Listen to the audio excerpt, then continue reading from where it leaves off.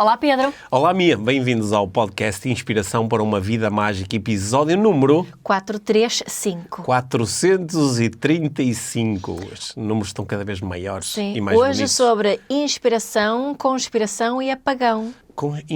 Tudo coisas acabadas em ão. É. Portanto, hoje vamos falar sobre o apagão. Sim. E vamos falar sobre a vontade forte que algumas pessoas tiveram de inspirar e de conspirar acerca do apagão. Sim. Acho que é inspirar ou conspirar mesmo, Sim, não é? certo. E vamos falar também sobre os nossos insights pessoais. Sim. Temos um patrocínio especial da Proteção Civil Sueca. Exatamente. E a Mia não vai pescar aqui o olho a uma Marca rede, portuguesa. uma rede de distribuição portuguesa. E vamos também partilhar um bocadinho aqui Os nossos insights também. os nossos insights, incluindo a nossa vontade de não ter tido insights imediatos e de poder refletir agora. Sendo que a nossa reflexão vai ser mais sobre as reflexões dos outros. Certo. Não é? Certo. Somos tão espertos. Somos tão espertos, exatamente. Portanto, a nível de avaliação e julgamento, hoje vamos estar em grande neste alta. episódio. É, Sim. muito alto. Mas olha, há um dia que acontece dia 7 de junho, onde eu tenho a certeza que vai haver muitos insights. E podem escrever sobre todos esses insights depois. Sim. Ou durante o dia até. Certo. Que é no Life Training Day. Sim. Dia 7 de junho, nós vamos estar os dois com mais um conjunto de amigos e convidados em cima do palco do grande auditório do Esqueté, que é um sítio ótimo no centro de Lisboa, onde temos excelentes condições para passar um dia cheio de insights, cheio de inspirações e cheio de momentos de reflexão e de aprendizagem de estratégias práticas. Nós vamos ter palestras e conversas na área dos relacionamentos, na área das estratégias mentais, na área da energia. Vamos falar... Energia física, não é das redes, não é da Enel. Não. vamos falar de tantas coisas diferentes e acredito que vamos juntar um grupo de pessoas assim muito especial para passarmos um sábado em grande e chegar ao final do dia com aquela sensação de ainda bem que eu comprei o bilhete. Exato. E que aqui estive, porque aquilo que eu aprendi vai gerar bons resultados para mim e para os outros. O bilhete que pode ser comprado no nosso site, lifetraining.pt. Certo. Basta escrever lifetraining.pt Certo. ou Sim, vão às nossas redes sociais. Encontram muita informação sobre o Life Training Day 2025. Portanto, nós os dois, a Joana Areias, o Ricardo Pinhão, a Nur Palma, o Éder Lopes e a equipa toda da Life Training, vamos estar lá à vossa espera. Portanto, juntem-se a nós. Agora é tempo de refletir sobre o apagão. Vamos lá. Vamos lá. Vamos fazer luz. Este é o Inspiração para uma Vida Mágica, podcast de desenvolvimento pessoal, com Micaela Oven e Pedro Vieira. A Mia e o Pedro partilham uma paixão pelo desenvolvimento pessoal e estas são as suas conversas. Relaxa, ouve e inspira-te. Que se faça magia.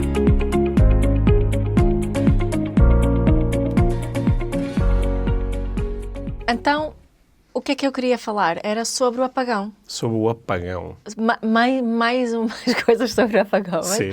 Que, na realidade, eu não queria falar tanto sobre o apagão em si, mas sobre o efeito do apagão. Sobre o apagão em si não há muito a dizer. Deixamos de ter energia, apagou e depois passado, não sei, 10 Olha, ou 12... mas já agora é Certo. aquelas situações em que toda a gente, para muitos anos, até ficarem velhotas mesmo, vão se lembrar o que é que estavam a fazer quando aconteceu o apagão. A não ser que haja mais e maiores e depois... Sim, e lembras-te claro, de outros. Claro, Sim. mas tu lembras-te o que estavas a fazer quando percebeste do apagão? Estavas a jogar pádel, não estavas? Não. Estava a Sim. ter uma aula de pádel, sim. Pois, eu estava a trabalhar no computador e estava a me irritar porque a net foi abaixo. Okay. Pronto. Até depois comecei a receber mensagens, enquanto não é, ainda tínhamos redes móveis, a falar do apagão. Mas pronto, o que é que eu estava a reparar? No dia seguinte, foi o dia dos grandes insights, não é? Dos teus ou do... Não, das pessoas nas redes sociais. Sim. pessoas no geral. Foi o dia dos grandes insights. Portanto, primeiro apagou-se e A depois fez-se luz. a indústria dos insights ligou-se em grande força. E eu estava a reparar assim em dois padrões e gostava de falar sobre esses padrões contigo hoje, que um padrão muito forte era o padrão da inspiração, como nós falámos há uns episódios atrás, não é? A quantidade de posts que eu vi, principalmente no LinkedIn, tenho estado a entrar um bocadinho mais no LinkedIn, não entro muito, mas quando entrei no dia a seguir, foi assim um avalanche de inspiração no liderança LinkedIn. inspiradora no Curiosamente, eu acho eu diria que 80% dos posts de inspiração foram inspirados também pela ChatGPT. Ok. Duas coisas, agora tenho que dizer isso, duas coisas que eu vejo demais agora. Se vão usar ChatGPT para os posts, tirem como é que chama aqueles tracinhos? Aqueles, no ChatGPT, os tracinhos, ela utiliza muito assim traços. Aquilo, travessão. A nossa filha no outro dia falou-me como é que se chama aquilo em inglês. Eu já não me lembro, mas pronto, ele é muito longo, que é o correto, só que normalmente é que as pessoas utilizam aquilo, não põem aquele muito longo porque ele é tipo, comprido. É tipo quando fazes dois tracinhos e ele liga só.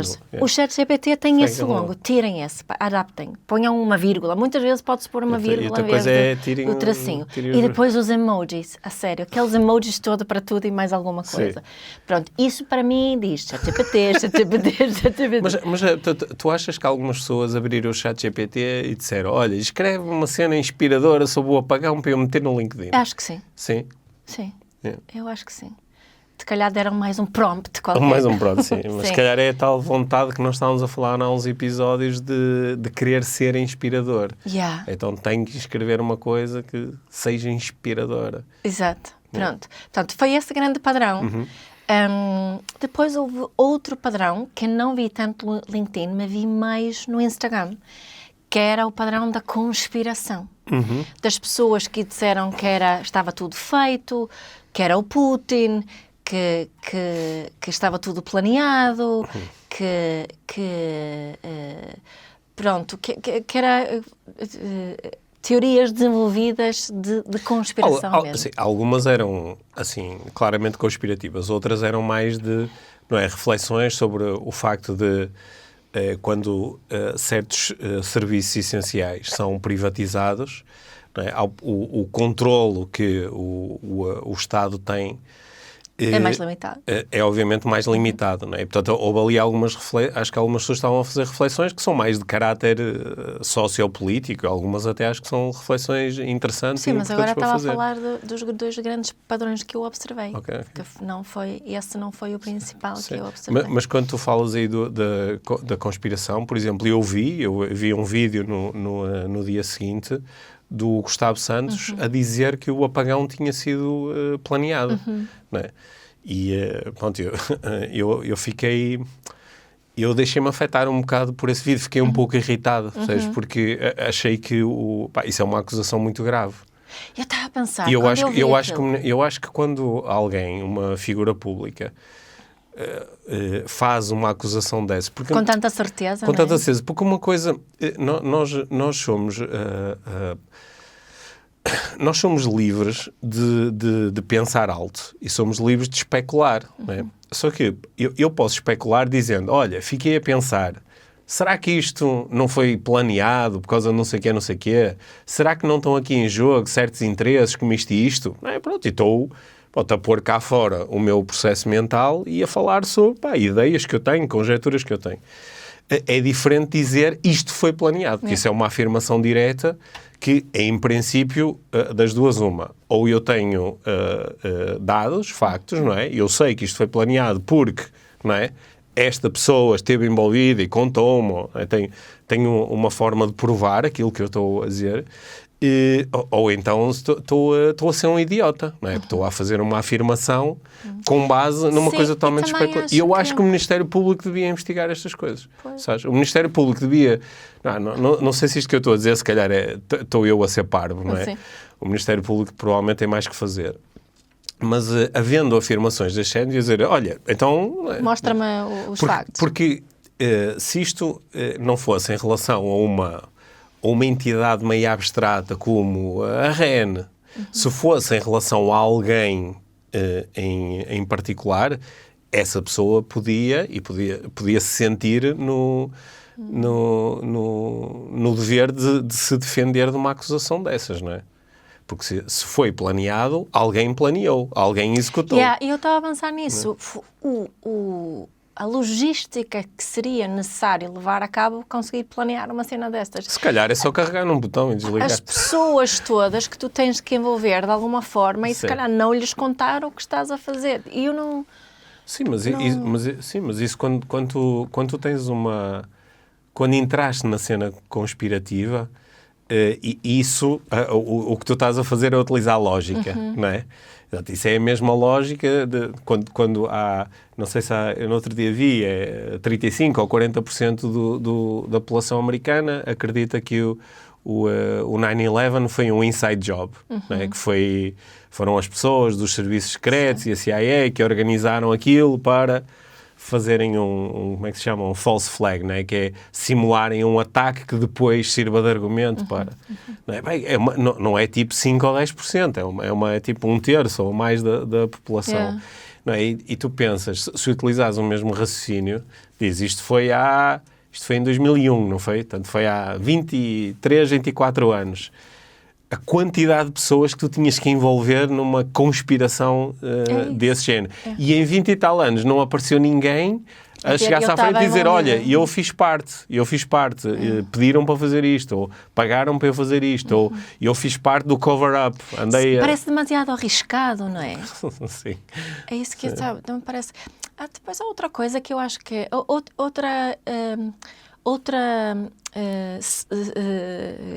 coisa paralela ali à questão da conspiração que apareceu foi as acusações de incompetência, que são os incompetentes. Eu acho que é uma coisa que eu desde que me mudei para Portugal, e acho que nós já também já falámos sobre isso aqui, que esta cena de tenho vergonha dos nossos políticos, tenho vergonha dos profissionais, a vergonha disso, são os incompetentes. Curioso, eu não tenho nada, o que me deixou a mim mais tranquila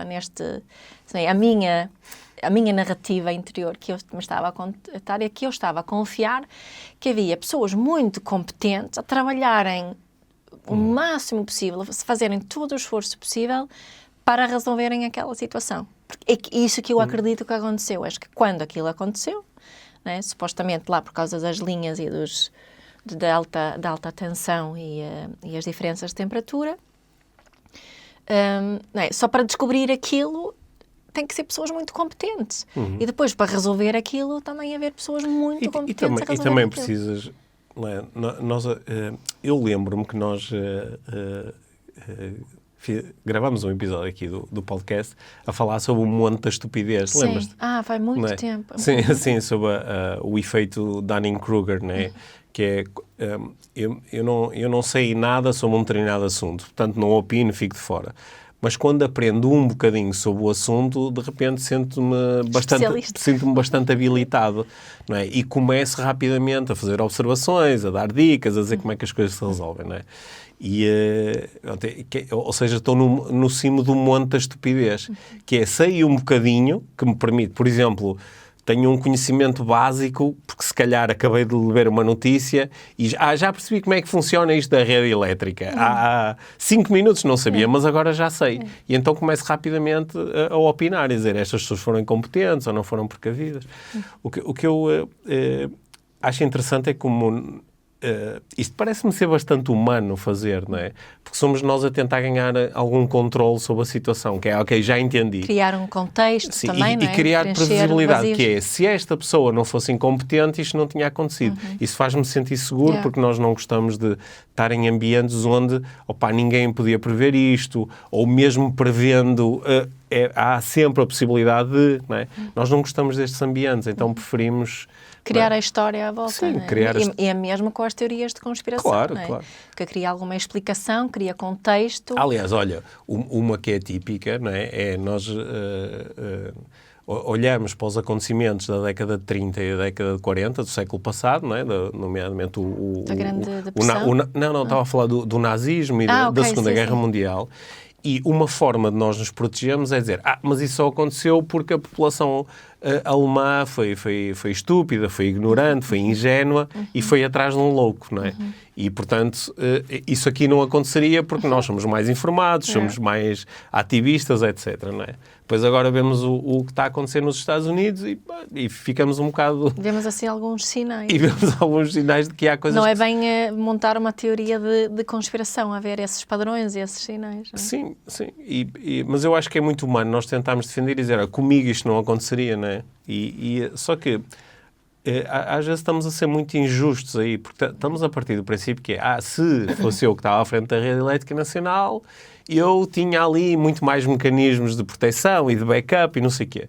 E se calhar ao mesmo tempo que eu estou a fazer isto, estou a ir a correr para o supermercado porque não tenho um garrafão de 5 litros em casa para poder lidar com uma pequena quebra d'água. Então, essa foi outra coisa que vi por aí, que foram julgamentos e críticas por parte de pessoas mais ligadas a esta teoria de conspiração em relação a quem estava preparado. Há quem tem um kit de emergência em casa, que só tens isso por causa de medo e não te dirias... Mas então quem é mais conspirativo devia apoiar quem tem os kits. Pois, talvez. Mas estava a ver esse julgamento também. Se calhar sentimos julgada porque nós temos um mini kit lá em casa, né? Com a nossa rádio, que o meu pai me ofereceu. E eu estou muito habituada a isso. Porque eu cresci muito próximo de uma planta nuclear, é assim que se diz em português? Uma central nuclear, muito próxima, né? Portanto, nós tínhamos comprimidos de iodo em casa, sempre, né? Porque, aliás, aquilo era distribuído. Tínhamos uma rádio especial que, algumas vezes por ano, aquilo era testado, que é uma rádio que liga automaticamente com mensagens de emergência.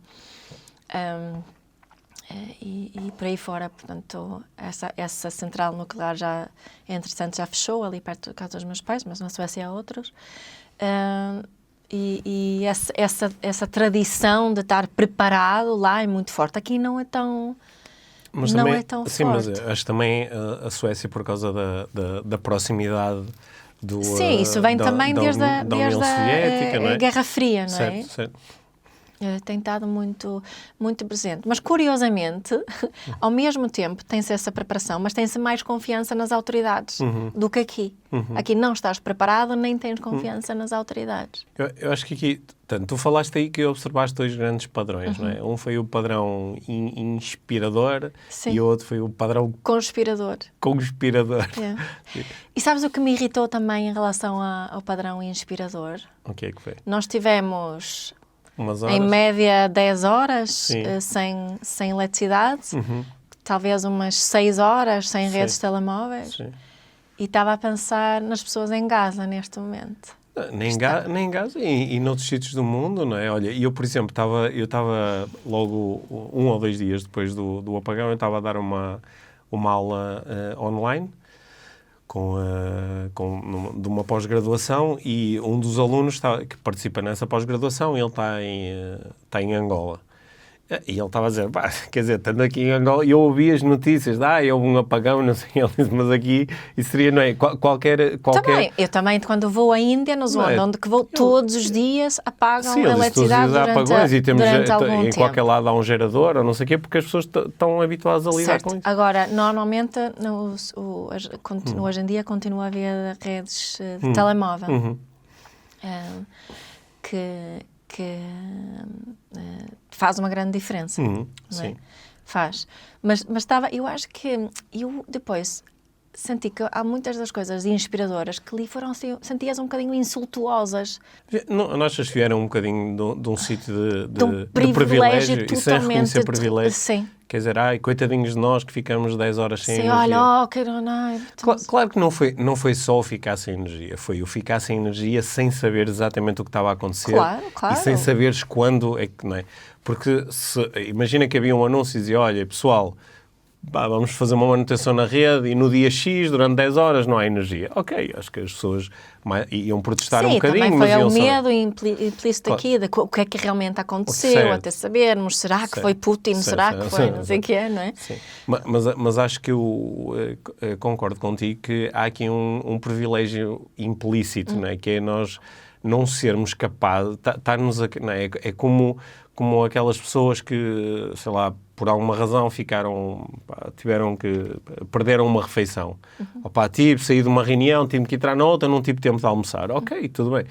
E até é chato, fiquei com um bocado de fome, mas depois transformar isto numa grande coisa, num momento de superação, não é? Porque é um bocado... Mas eu acho que houve aqui umas coisas bonitas que também vi acontecer, não é? Coisas que vi partilhadas. Por exemplo, vi uns reels de Barcelona, acho eu, das pessoas na rua a jogarem jogos e mesmo nós, não é? Tivemos aí... eu tive muito tempo com um dos nossos filhos a jogar jogos de tabuleiro. Fomos à praia numa hora que normalmente não costumamos ir à praia. Houve assim muita conexão, muita união, e claro que isso é bonito, mas acho que já nos esquecemos, não é? Sim. O que vale estarmos a escrever grandes posts bonitos, inspiradores sobre isto e pronto, depois já está. E acho que, claro que algumas pessoas, não é? Nós estamos aqui a fazer grandes generalizações. E julgamentos. E julgamento. Há um exercício de coaching que eu acho que é interessante fazer nestas situações, não é? Que é, quando tu descobres que perante uma determinada limitação, descobriste alguma coisa interessante, quer dizer, olha que engraçado. Não é? Isto foi também as grandes aprendizagens do tempo do confinamento, que é, olha, agora estamos todos em casa. E isso é chato por várias razões. E também é bom porque, olha, descobrimos que passamos mais tempo juntos, ou fazemos mais refeições juntos, ou temos mais oportunidades de fazer certas atividades, não é? Ou pessoas que durante o confinamento descobriram, olha, adoro cozinhar e nem sabia, ou adoro fazer bolos, ou agora descobri que gosto mais de bricolagem, ou gosto de fazer carpintaria ou cerâmica, não é? Ou muita gente começou a fazer desporto durante o confinamento, porque tinha um pouco mais de tempo livre e acho que pensou assim de uma forma... Também precisou de pouco ter mais alguma rotina, certo. acho eu, não é? Só que depois, não é? Quando tu descobres uma coisa destas e te é retirada a limitação, olha, agora já podes sair de casa, ou agora já tens energia, ou agora os telemóveis já funcionam outra vez. Tu podes fazer um exercício de coaching que é, sabendo que eu descobri uma coisa de que eu gosto e que acho que é útil e produtiva, como é que eu posso mantê-la nesta nova situação? Só que muitas pessoas não chegam a fazer este exercício. Parece que agora, para tornar a jogar jogos de tabuleiro com os meus filhos... Tem que haver outro apagão. Tem que haver outro apagão, Sim, não é? Não é?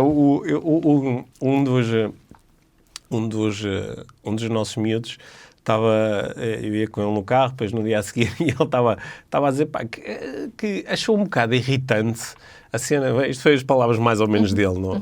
Assim, é um bocado irritante que agora há aqui uma série de adultos a dizer, quando não temos telemóveis e conectamos e mais não sei o quê.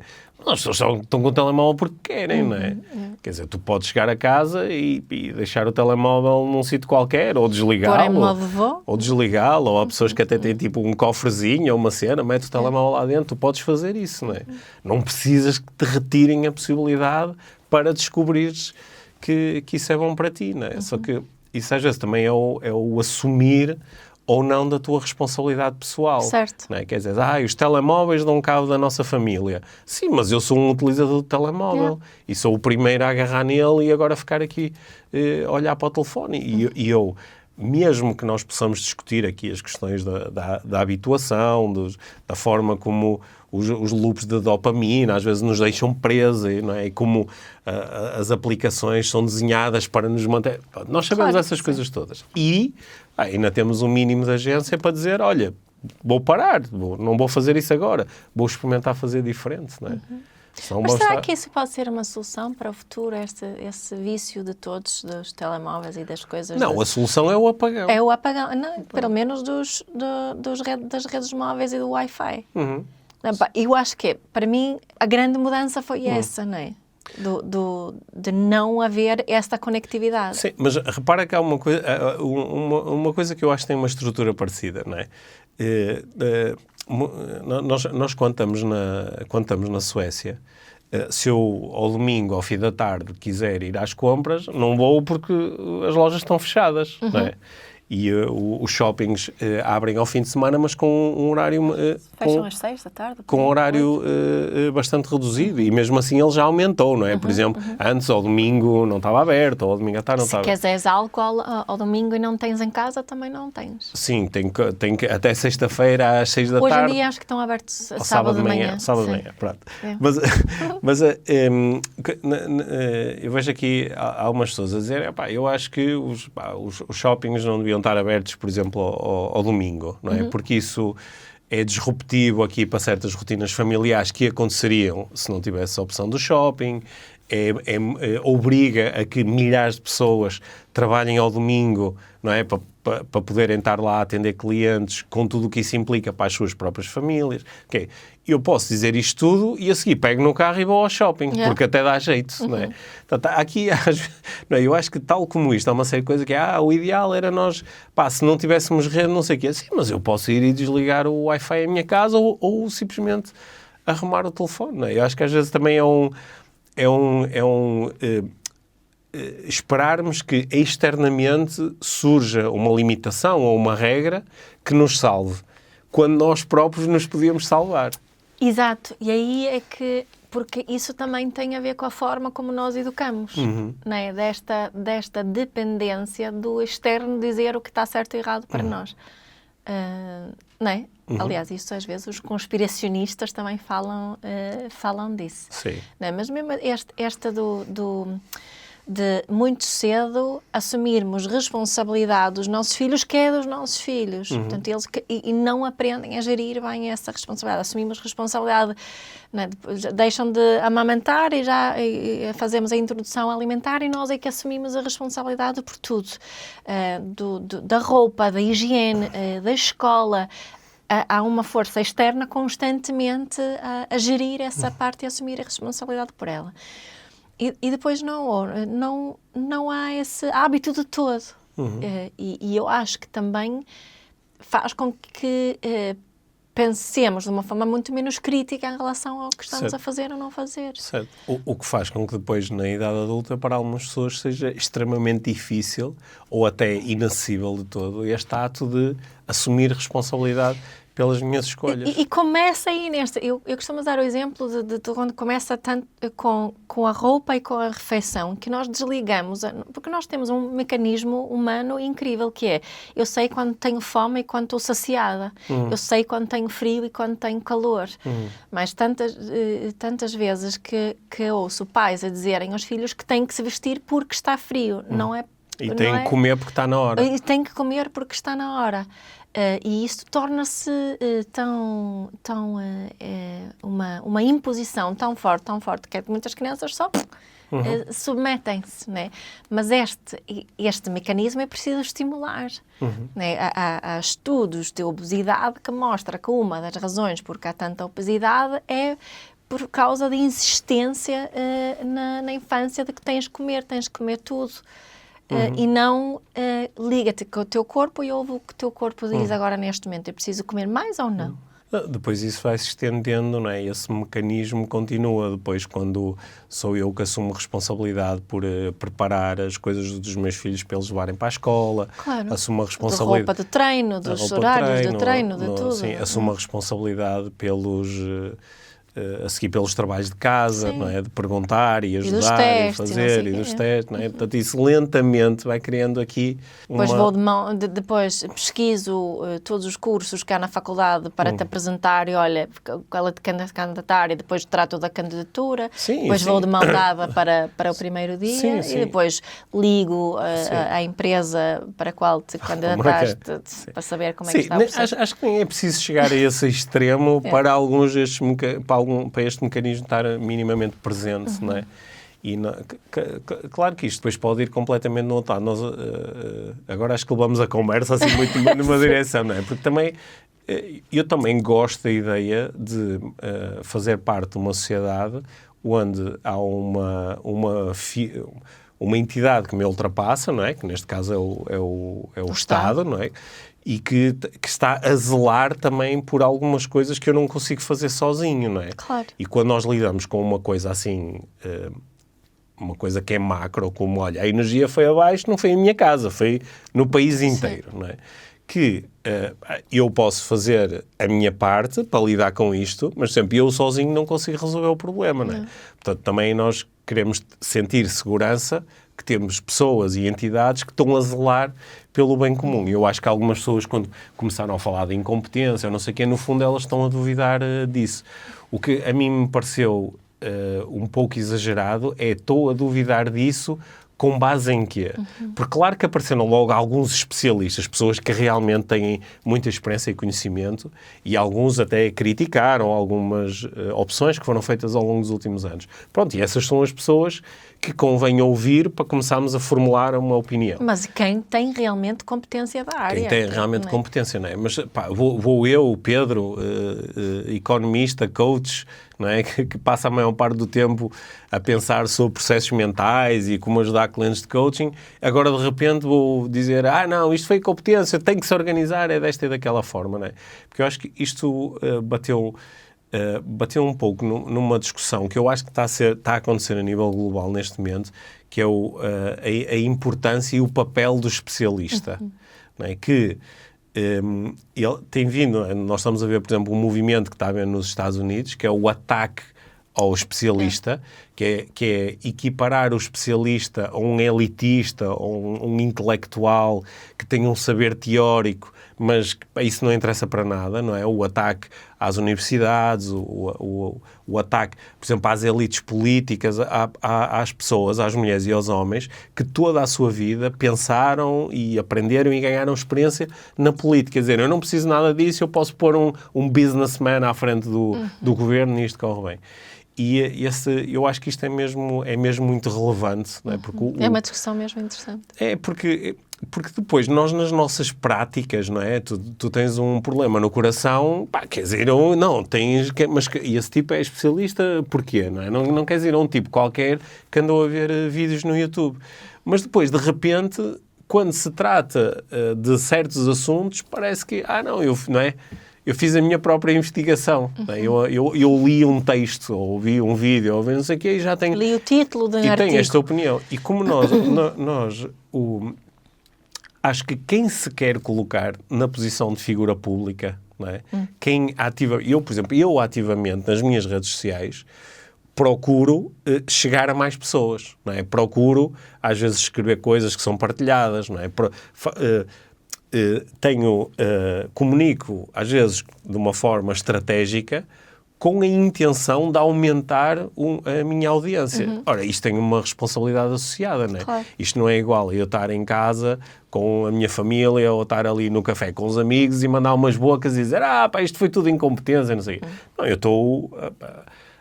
fui eu que me quis pôr no papel de influenciar outras pessoas, não é?